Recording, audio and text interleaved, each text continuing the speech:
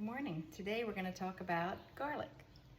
So I grew this in my garden, and today we're going to talk about how I grew it, how I cured it, and then how I store it.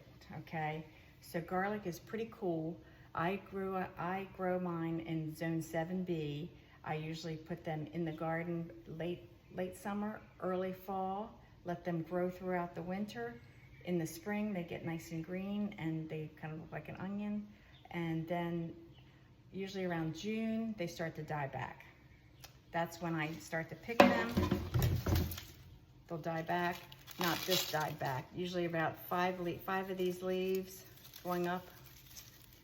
Usually they'll die back, and then I know that they're ready to pick. So then I pick them, I put them in my greenhouse. You can put them in any shaded, dry, hot area. It's gotta be hot and ventilated. So you wanna put them in there and just let them dry out in a ventilated area that's shaded and hot for about 2 weeks. After 2 weeks, they're nice and crispy looking like this. And that's when you want to cut them and get them ready for storage. So I usually cut the neck. I usually cut it about 2 inches, and then I want to gather all the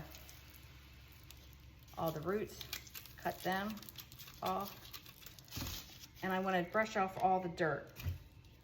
You don't have to brush it all off, but most of it anyway.